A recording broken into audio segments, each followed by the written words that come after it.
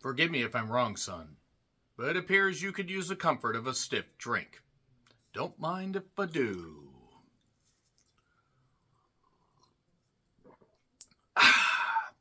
Nothing more refreshing than a good, hard, throbbingly stiff drink. Dead Whisper was written and directed by Connor Saucy, who has done shorts. Check out his IMDb page for the full list of his work, and also written by Colin Charles Dale. Not to be confused with Pitbull saying Dale, but nevertheless, this is an independent psychological drama horror movie where Elliott, played by Samuel Dunning, is a Cape Cod lawyer that is just trying to overcome the grief of losing his child. And he will do anything to reunite, just get a little bit of, just a little scotch of the feeling that he had before his child was taken from him way too soon. And no parent should ever have to bury their child. So that's a nice little hook right there. And Samuel basically tells the story with some inflections and a lot of really just, far away looks in his eyes.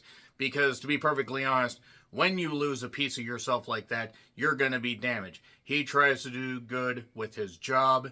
He, however, maybe isn't the most amenable guy. He really does have a bit of a problem dealing with other people's cases because he's still, again, overcoming this grief. And also he has a wife, Dottie.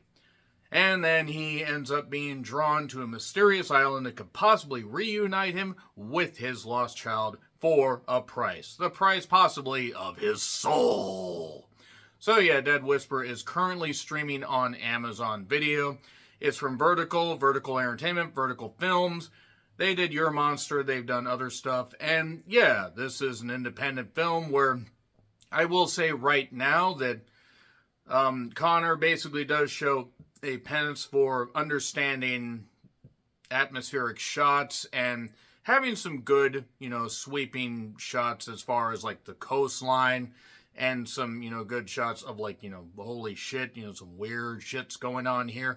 And while it's not the most original story, I will say that there are a few potentially good things in this. However, what dooms this movie is it ends up being rather dull. And while it takes a while to get to the point is also rather obvious from the very beginning.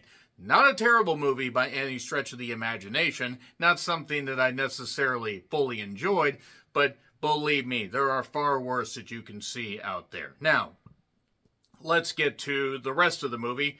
There isn't a whole lot, because it offers a little bit of a setup. Again, Samuel does a pretty good job here in the lead role, but he's also supposed to play a conflicted father that wants to move on with his life, but he also wants to get back with his child. And again, if you have lost a child, this may hit you a little bit more than it would anybody else.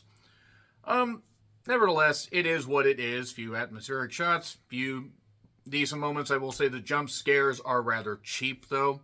Very, very cheap. It does accelerate in the last, third, so at least it does get to a point. And there are a few things, that will make you think like, okay, they could have done this, and all right, that wasn't too bad, but not necessarily my favorite, but not something that I absolutely hate. I saw potential there. I will check out Connor's future projects because I see potential as somebody understanding atmospheric horror. It just could have used a little bit of tightening up. Probably could have been a short film. That's really all I have to say about that. Performances are all right. Jump scares aren't that great. Couple potentially decent things. It's on Amazon if you want to check it out. Gonna get into spoilers. 3, 2, 1, and spoilers. So, basically, his grief manifests, this like dark presence that draws him to this island. And he's seen his wife with another man. He ends up talking to a barkeep named Porter that it turns out actually is this evil presence known as a historian. And before that, we do see a lady named Elise that is looking for her significant other, Jackson. She finds him, and via a payphone. I didn't know they still had payphones. The funniest thing is about this movie is I actually don't know if it takes place in modern times, because if it does, then, good job basically not showing your hand there. But nevertheless, Elise ends up seeing her significant other. He's dead. And then we see her a little bit later on once Elliott ends up kind of blowing people off with this case. They lost their son and, taking on this case. That really doesn't end up going anywhere, though. He has a friend, Gavin, that wants to help him overcome all this stuff. And then Gavin ends up calling him. It's pretty obvious this isn't Gavin by this point. We get introduced to these characters, and then it's very obvious once this photograph, look at this photograph. Every time I see it, it makes me laugh. That was just actually the movie photograph. But nevertheless, it flies off into the sea.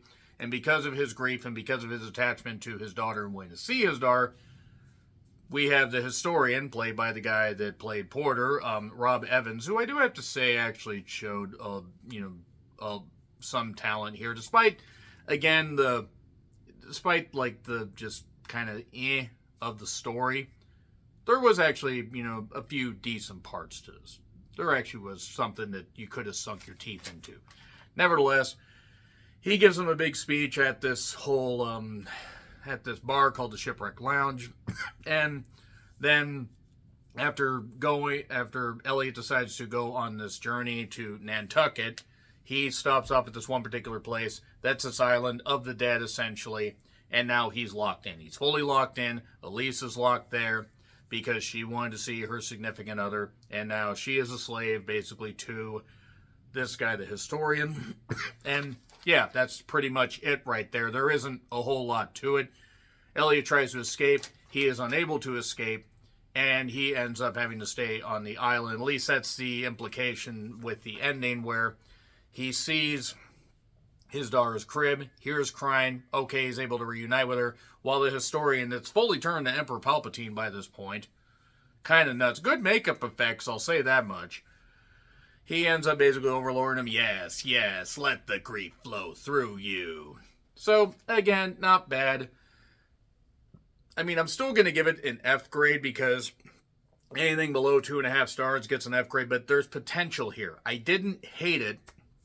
I just wasn't really fully drawn into it, and I ended up just thinking there were a couple parts that were okay, but a lot of it just kind of meandered. Nevertheless, you let me know what you thought in the comments. Like, share, subscribe, Twitter handle, Letterboxd, and Blue Sky handles in the description. I'm John Rethlen. I'll see you soon.